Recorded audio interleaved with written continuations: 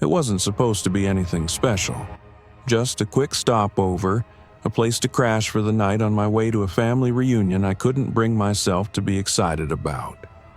The ad I saw online was simple: the Brookhaven Hotel. Classic charm, modern amenities, a night you'll never forget. The price was incredibly low for a hotel that claimed to offer so much. I should have been suspicious. But there was something about it that intrigued me. The hotel's website showed a few grainy images of the lobby, the rooms, and what appeared to be a grand dining hall. Everything seemed normal, albeit a little outdated. But the reviews were what sealed the deal. One review in particular caught my eye. A once-in-a-lifetime experience. I felt like I had stepped back in time, like I was living in another era. Highly recommended. That sounded just weird enough to be interesting, right? I didn't give it much more thought. After booking the room, I packed my things and set off, excited for the peace and quiet I would find in the middle of nowhere. What could possibly go wrong? The journey itself was uneventful. The landscape outside my car window stretching into nothingness. Just long, empty roads bordered by dense woods. I didn't realize how isolated I was until I pulled off the main highway onto a smaller, unmarked road. The Brookhaven Hotel sat nestled at the end of a long driveway, hidden behind towering trees. It looked like something out of a 1950s postcard. Tall, grand, and slightly dilapidated, like it had been frozen in time. I parked my car and took a deep breath. The air was cool and smelled faintly of pine. The sign in front of the hotel creaked in the wind, but there was no one in sight. No cars in the parking lot, no other guests milling about. It was silent, a little too silent, but I shook off the discomfort. It was a small town. Maybe they didn't get much traffic. It was the off-season after all. I walked through the front doors, which opened with a slight groan, and was immediately greeted by the musty scent of old wood and something else, something faintly metallic. The lobby was dimly lit with heavy curtains drawn across the windows. The floor was covered with plush carpets that looked ancient, and the furniture was a mix of velvet and wood, as though the place hadn't been updated in decades. The check-in desk stood empty. I was about to call out when a bell rang on its own, just a soft, melodic chime that reverberated through the quiet space. Seconds later, a man appeared behind the counter, smiling at me with a warmth that felt almost too rehearsed. He was dressed in a vintage hotel uniform, complete with a bow tie, and his eyes twinkled in a way that seemed unnervingly familiar. "Welcome to the Brookhaven," he said, his voice smooth and polite. "We're so pleased to have you here, miss. I've prepared everything for your stay." "Thank you," I replied, my unease growing as I handed him my ID and confirmed my reservation. The whole place felt strange, out of place even. But the man's hospitality was so charming that I couldn't help but smile back. I told myself I was being silly. Just a hotel, nothing more. He handed me a key card, the kind with an old brass tag that looked like it belonged in another century. The number was 7. Odd. Most hotels today had numbers printed digitally on their key cards, but this one seemed so vintage. My eyes wandered to the small gold plaque on the counter, and I noticed that the hotel had been established in 1912. That was a long time ago, but I didn't think much of it at the time.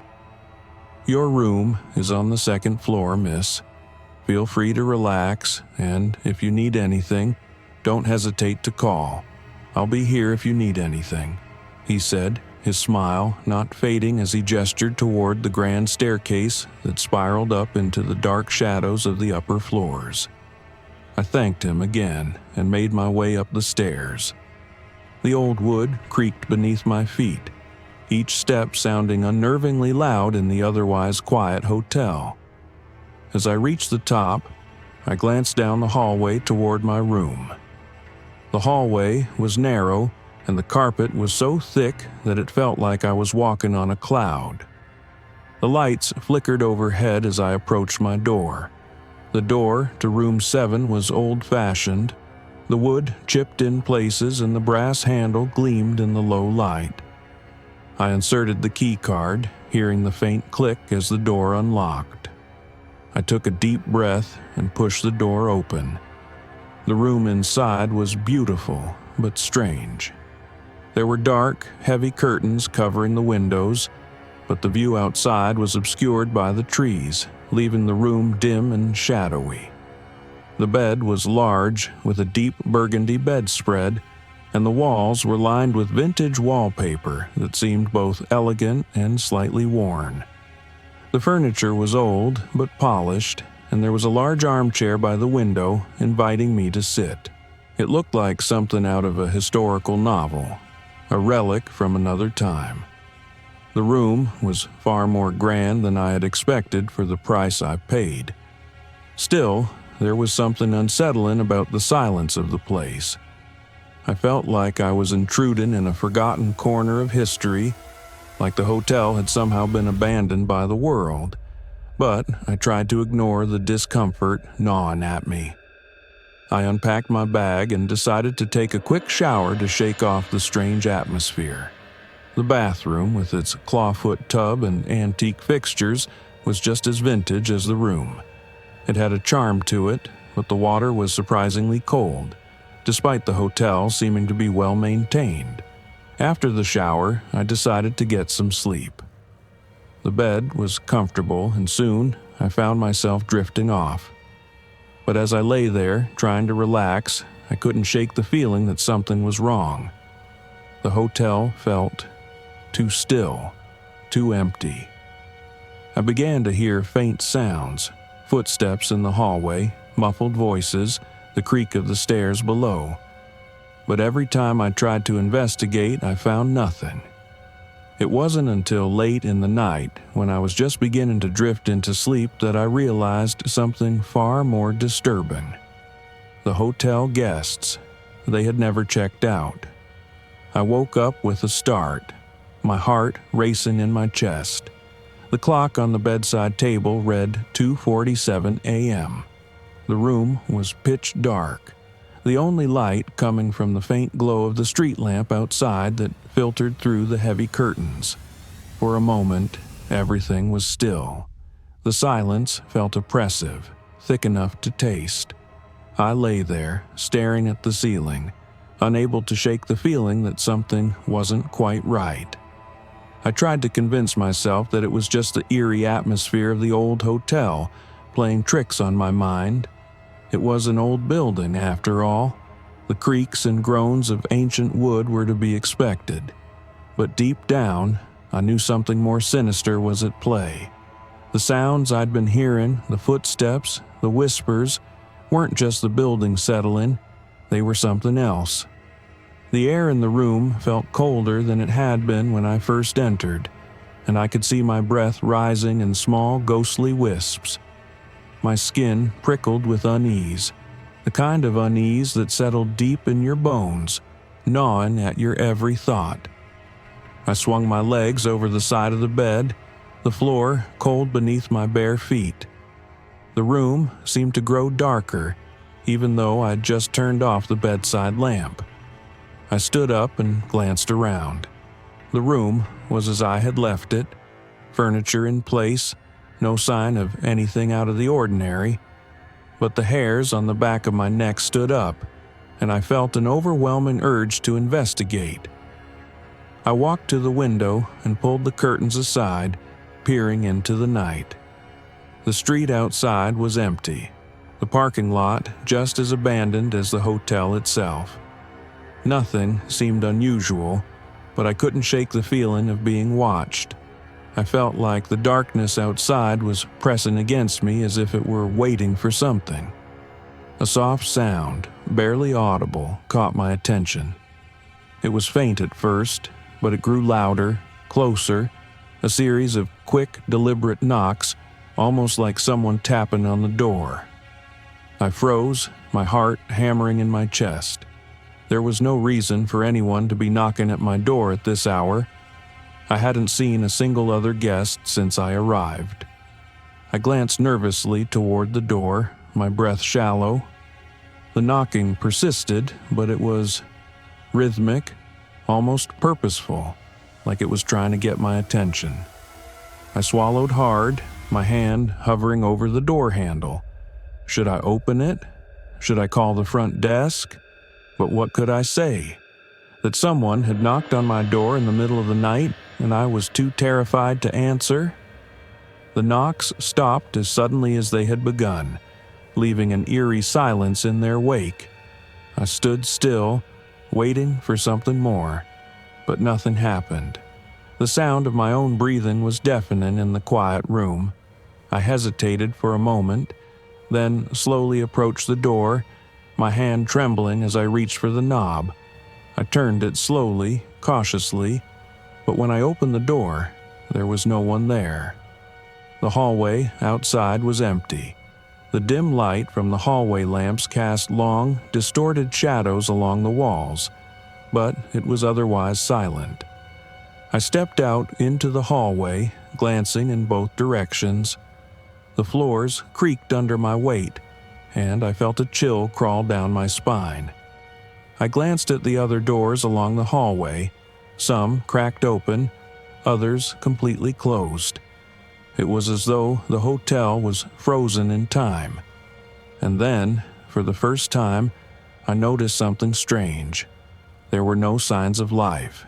No one had checked out. No one had entered. The hallway felt completely devoid of energy. Empty. A shiver ran through me, and I quickly closed the door behind me. I backed away from it, my mind racing. What was going on? The knocking, the eerie silence. It didn't make sense. I had to get out of there, but as I glanced back toward the elevator, I hesitated. Something wasn't right with the hotel, and I could feel it now, like a weight pressing down on my chest.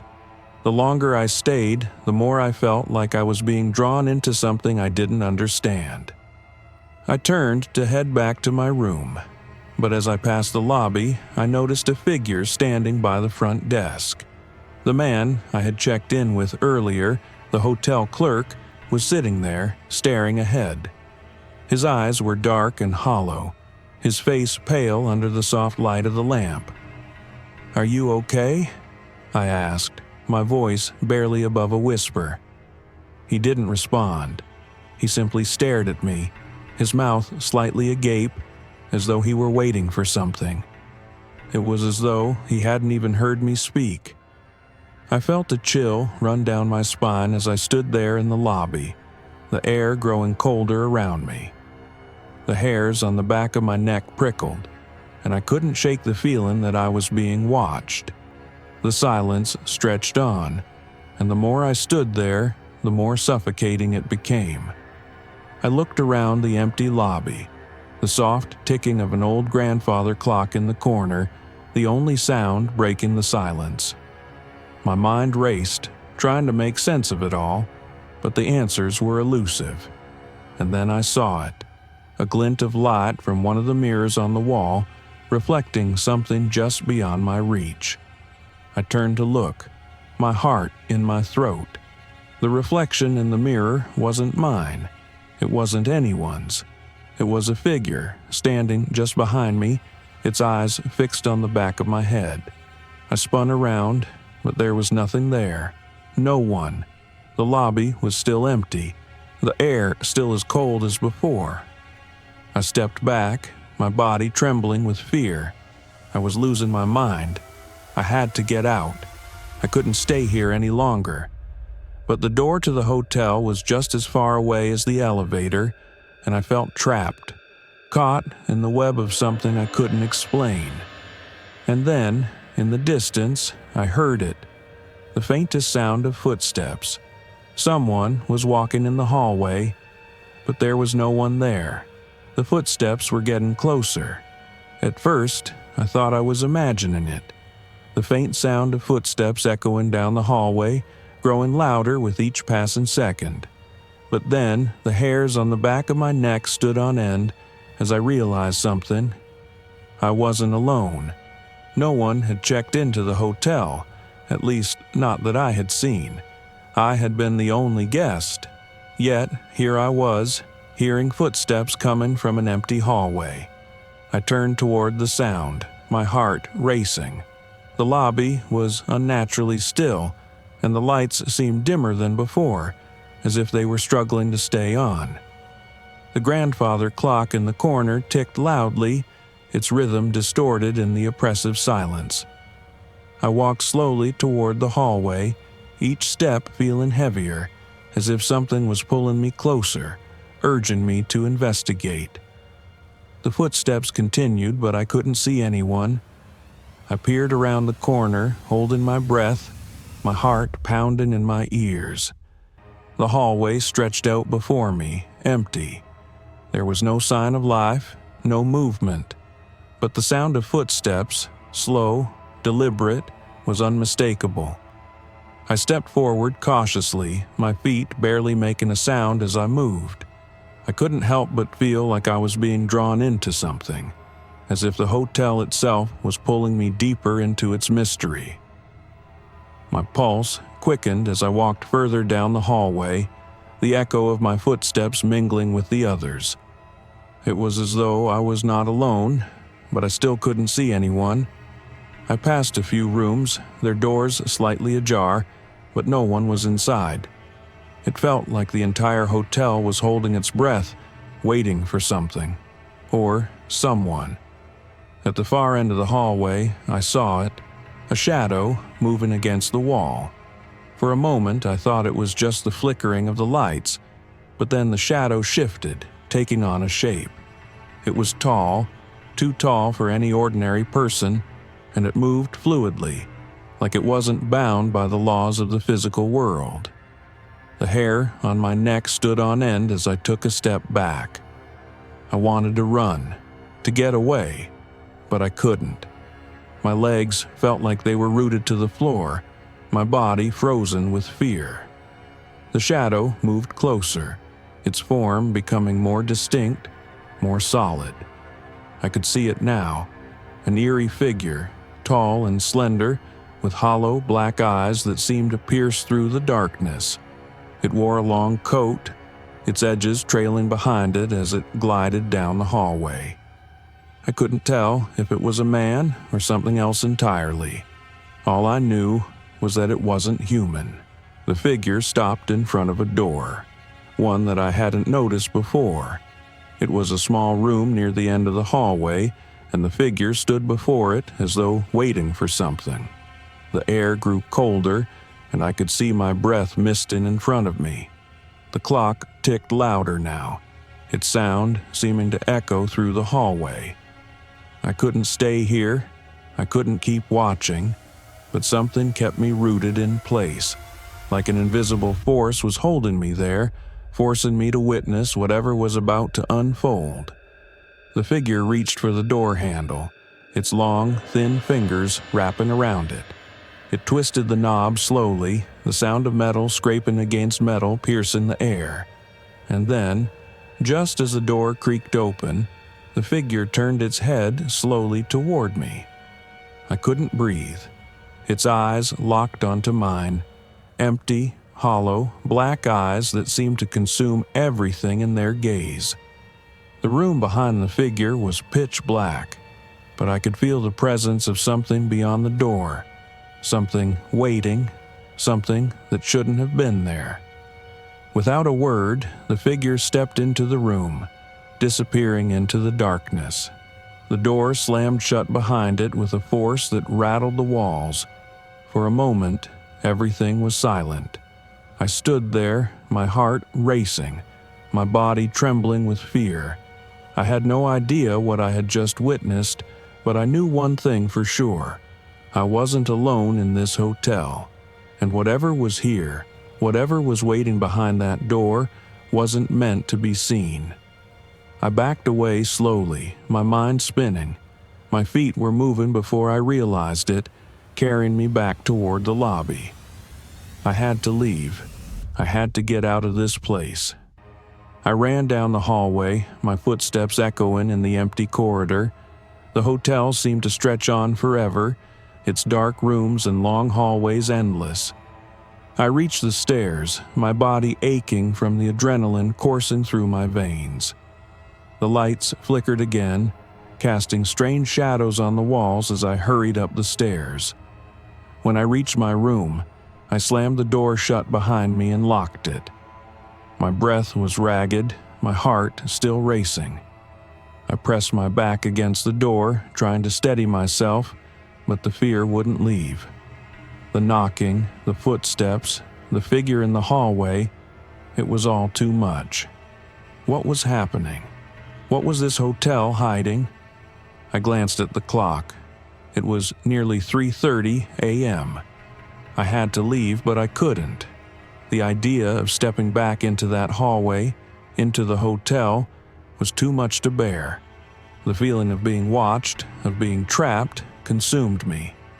I collapsed onto the bed, my mind racing with thoughts of escape. But even as I closed my eyes, I knew there was no escape in this place. No matter what I did, no matter how far I ran, the hotel would never let me leave. The guests hadn't checked out. They never would. I lay in the bed, eyes wide open, staring into the darkness of the room. The sheets were cold against my skin, and the silence felt suffocating, like the walls of the hotel were closing in on me. I tried to calm my racing heart, but every time I closed my eyes, the images of the shadowy figure and the eerie knocking returned, playing over and over in my mind. The hours dragged on, but sleep wouldn't come. It was as if the hotel itself was keeping me awake, feeding off my fear, forcing me to stay trapped in this endless nightmare. I could feel the weight of the building pressing down on me. The old walls seemed to groan and shift with every passing second, and I could hear faint whispers in the distance, just out of reach. It was as though something was moving in the shadows, just beyond my vision, waiting for me to slip up. The feeling of being watched never left. It lingered in the corners of my mind, gnawing at me, growing stronger with each passing minute. I couldn't explain it, but I knew I wasn't alone in this room. The hotel wasn't just haunted by ghosts. It was haunted by something far more dangerous, something that had been trapped here for far too long. By the time the clock struck 4 a.m., I couldn't take it anymore. I had to get out of this place. I couldn't stay here any longer, in the hotel where the guests had never checked out, where the dark secrets of the past lingered like an unhealed wound. I had to leave before it was too late. I stood up, my legs unsteady as I walked toward the door. I hesitated for a moment, my hand hovering over the knob. What if the figure was still out there, waiting for me? What if I wasn't meant to leave, but I couldn't stay? I couldn't live with the terror any longer. I turned the handle and stepped into the hallway.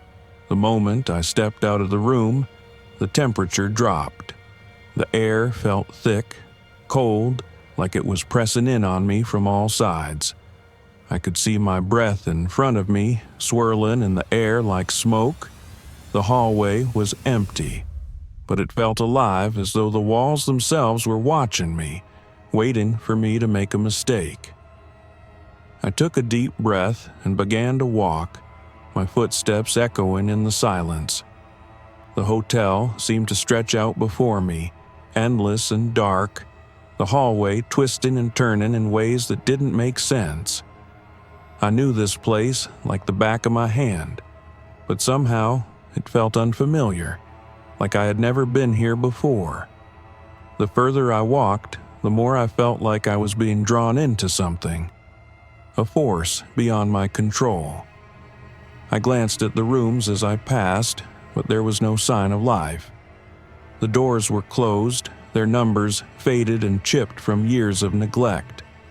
There was something unsettling about the stillness, the absence of people, of life. The hotel felt frozen in time, trapped in its own history, unable to move forward or backward. As I reached the end of the hallway, I noticed something that made my stomach twist. A door at the far end, slightly ajar, the faintest sliver of light seeped through the crack, casting a shadow on the floor. It was the only door in the hallway that was open, and it was calling to me. I stood there for a moment, frozen. The whispers from before had returned, faint and distant, like a soft murmur at the edge of my consciousness. They beckoned me toward the door, urging me to step inside, but I didn't want to. I didn't want to know what was behind it, but I couldn't resist. I moved toward the door, my hand trembling as I reached for the handle. It turned easily, and the door creaked open, revealing a dark room beyond. The air in the room was thick with dust and something else.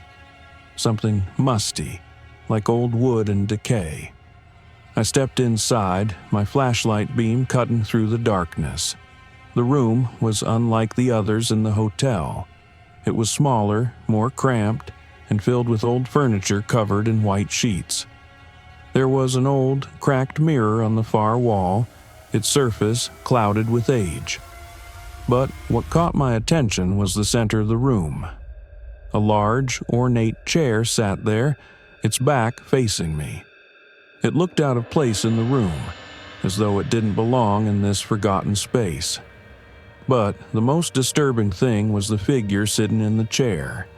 It was a man, or at least I thought it was. His back was turned toward me and his head hung low, as if he were sleeping. The man was dressed in an old, dusty suit, the fabric worn from years of neglect. But there was something strange about him. His presence was suffocating, like he was an integral part of the room, part of the hotel itself. I stepped closer, my breath catching in my throat. I wanted to turn and run, to leave the room and forget what I had seen, but my feet wouldn't move. I had to know. I had to understand. I reached out, my hand hovering above the man's shoulder, and gently tapped it. The instant I touched him, he jerked violently, his body stiffening as if waking from a deep sleep. His head snapped up, and I froze in place, my breath catching in my throat. His face was pale, gaunt, his eyes wide and empty. There was no life in them, just an endless hollow void. His lips parted, and for the briefest moment, I thought I heard him speak. "You're not supposed to be here." The words were soft, barely a whisper, but they felt like a scream in my mind. I stumbled back, my heart pounding as I turned to run. But as I looked back, the man was gone, the chair empty. I stood there in the dark, the air heavy with the weight of what had just happened. The hotel had changed. It wasn't just a building anymore, it was alive, feeding off the fear, trapping anyone who dared to stay. I knew I had to leave, but deep down, I knew it was too late.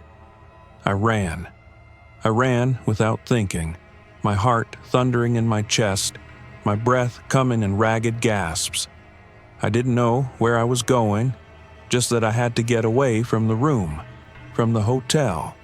The walls of the corridor stretched endlessly before me, twisting like a maze. The hotel had become a living thing, its silence a trap that closed in on me with every step I took. The hallway felt longer than it had before, the ceiling low, the air thick with something I couldn't name. I reached the elevator, but as I pressed the button to call it, I noticed something that froze me in place. The elevator doors were open. I hadn't called the elevator. I hadn't seen it open, but there it was, standing still, waiting for me. I took a hesitant step toward it, my pulse quickening and my mind racing. Was this another trick? Was I being led deeper into the hotel's grip? Or was it my only way out? I stepped inside, the doors closing behind me with an unnerving silence. I didn't touch the buttons. I just let the elevator move, the slow, mechanical hum filling the small space. As the elevator descended, I couldn't shake the feeling that something was wrong. The walls felt like they were closing in on me, pressing in on every side. I could hear the soft echo of footsteps that weren't mine, coming from somewhere deep within the hotel. They grew louder, closer, until I couldn't tell where they were coming from. I glanced at the mirrored walls of the elevator, my own reflection staring back at me, but the reflection was wrong. I looked the same, tired, scared, but behind me, just barely visible in the glass, was a figure. A woman. I didn't know how I hadn't noticed her before, but she was there, standing just behind me, her face hidden in the shadows. I spun around, but the elevator was empty. No woman, just the dull, flickering lights and the cold steel walls. I could feel my heart in my throat as I took another step back, away from the mirror. My mind was reeling. Was it a hallucination? Was the fear getting to me? The elevator jerked to a stop. I stumbled forward, gripping the handrail, my breath coming in sharp, panicked gasps. The doors slid open with a hiss, and I was met with darkness. The floor of the hallway outside was shrouded in shadow, but I could see faint, flickering lights down the corridor. I didn't want to step out. I wanted to go back to my room, lock the door, and pretend none of this had happened. But the hotel wouldn't let me. I felt its pull, its grasp tightening around me, urging me forward. I stepped out of the elevator, and the temperature immediately dropped. The hallway was cold, colder than it should have been, and the air felt thick, oppressive. As I walked down the hallway, I noticed something strange. The doors to the rooms were all closed, except for one. Room 13. I stopped. The door was slightly ajar, the faintest sliver of light leaking from the crack. I had passed by that room earlier, but now it felt different. I had to know what was inside. I had to understand. I approached the door, my breath shallow, and pushed it open just enough to peer inside. The room was dark, shrouded in shadows, but the light from the hallway revealed a figure sitting in the far corner. A man. His back was turned to me, his face hidden in the dark. The only thing I could make out was his posture. Slumped, lifeless. I couldn't tell if he was sleeping or dead. "Hello?" I called softly, my voice barely above a whisper. But there was no answer, no movement. I stepped further into the room, the floor creaking under my weight, and reached for the light switch. But when I flicked it on, the bulb buzzed, flickering before finally illuminating the room. The man was still there, sitting in the corner, but his face was pale, lifeless, and covered in what looked like dust. His eyes were closed, but his mouth hung open, as if frozen in a permanent state of shock. His clothes were torn, ragged, and the faint smell of decay filled the room. I froze. I knew this man. He was the same man I had seen earlier in the lobby, the hotel clerk. My stomach churned. I stumbled back, my mind racing. How was he here? Was he a guest? Was he a part of this place, trapped in it like I was? I turned to leave, but the door slammed shut behind me with a deafening crash. I spun around, panic rising in my chest as I banged on the door. "Let me out! Let me out!" I screamed, my fists pounding against the wood. But there was no answer, no help. The hotel was alive, and it had me now. A low, rumbling sound echoed from the walls, a sound that seemed to come from deep within the hotel itself. It vibrated through my bones, filling my chest with a pressure I couldn't shake. I turned to look at the room again, but the figure was gone. I reached for the door handle, but it wouldn't budge. I tugged harder, desperation building with every pull, but it was locked, sealed shut. I tried to scream again, but my voice caught in my throat. The hotel had swallowed me whole. There was no way out. I felt a hand on my shoulder. I spun around, but no one was there. The room was empty. The hallway outside was still and silent. I was alone, but I wasn't. I could hear them now. The whispers. Soft, distant murmurs, but they were growing louder. The walls seemed to close in around me, the darkness pressing on every side, filling the space with an unbearable weight. And then I saw them, the guests. Their faces, pale, hollow, lifeless, peered at me from the shadows. They were everywhere, standing silently in the dark, waiting. They had never checked out. They were still here, trapped, just like I was. The whispers grew louder, their voices swirling in the air, echoing in my head, like they were speaking directly into my mind. I could hear their words now, soft but insistent, a chorus of voices that all seemed to call my name. "You're not leaving." I stumbled backward, my heart racing in my chest as I desperately tried to find a way out of the room. But the walls seemed to shift, the hallway outside warping and stretching like a living thing. The faces of the guests, pale, hollow, and lifeless, were all staring at me now, their vacant eyes fixed on my every move. They didn't speak, but their presence was suffocating, their silence louder than any scream. I reached for the door again, pulling at the handle with all my strength, but it remained locked, as if the hotel itself was holding me captive. The pressure in my chest grew unbearable, as if the walls of the hotel were closing in around me, trapping me in this nightmare. I gasped for air, but it felt like there was none left to breathe. "You shouldn't have stayed." The voice came from behind me, soft and cold. I turned quickly, but there was nothing there. No one. Just the empty, decaying room, the dusty furniture, and the heavy air. But I knew I wasn't alone. I could feel the eyes of the guests on me, their gaze like an invisible weight pressing against my skin. I backed away from the door, my legs shaky, and turned to face the rest of the room. The dark corners seemed to stretch further, the shadows swallowing the light, and the air grew colder with every passing second. The whispers were all around me now, so close I could almost reach out and touch them. "We've all been waiting." I spun around again, and this time I saw them clearly. The guests, dozens of them, standing in the shadows, their faces twisted in expressions of pain and fear, their eyes empty and wide, fixed on me like they were waiting for something. They were dressed in old-fashioned clothes, some in tattered gowns, others in suits that looked worn and forgotten. But it was their eyes that held me in place.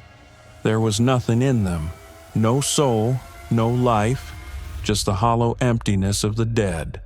I wanted to scream, I wanted to run, but my legs wouldn't move. I was frozen, paralyzed by the overwhelming sense of dread that filled the room. The walls seemed to close in on me, and I could feel the temperature dropping, the cold seeping into my bones. The whispers grew louder, their words like ice-cold fingers brushing against my skin. "We're all still here. We can't leave, and neither will you." The words echoed in my mind, drowning out everything else. The guests, these lost souls, these remnants of the hotel's dark history, were not just trapped in the hotel. They were the hotel. They were the ones who had never checked out, their spirits bound to the place, doomed to wander its halls for eternity. And now, it seemed, I was one of them. I staggered back, my breath coming in shallow gasps. I tried to speak, but no words came. The guests began to move, slowly at first, as if they were waking from a long, terrible sleep. They reached out to me, their hands trembling, their fingers cold and pale. I tried to pull away, but my feet felt like they were stuck to the floor, like the hotel had anchored me in place, unwilling to let me leave. One of the guests stepped forward, a woman with hollow cheeks and a mouth twisted in an unnatural smile. Her eyes were dark, her face gaunt, but there was something in her expression that made me want to scream. She reached out a trembling hand and touched my shoulder, and when her fingers made contact, it felt like ice. "You're one of us now." I recoiled, but it was too late. The words were like a curse, wrapping around me like chains, pulling me deeper into the hotel's grip. I tried to pull away, to escape, but the guests closed in, their hands reaching for me, their cold fingers brushing against my skin. The whispers filled the air, and I couldn't hear anything else. The hotel was alive, its presence suffocating every thought, every breath. "You will never leave." I struggled, but it was no use. The guests were all around me now, their hands gripping my arms, their cold touch seeping into my skin. I felt myself being pulled into the darkness, dragged deeper into the hotel, the walls closing in around me. The door to the hallway slammed shut, and I was trapped in the room with them. I screamed, but no sound escaped my lips. The hotel had swallowed me whole. It had claimed me, just as it had claimed them. The guests, the souls who had never checked out, were now a part of me, their endless torment woven into the very fabric of the building. The hotel wasn't just haunted, it was a prison, a tomb for the forgotten. And now, I was one of them. The last thing I saw before the darkness consumed me was the woman's face, her hollow eyes staring into mine, her mouth twisted into a smile that never reached her eyes. Welcome home. And then there was only darkness.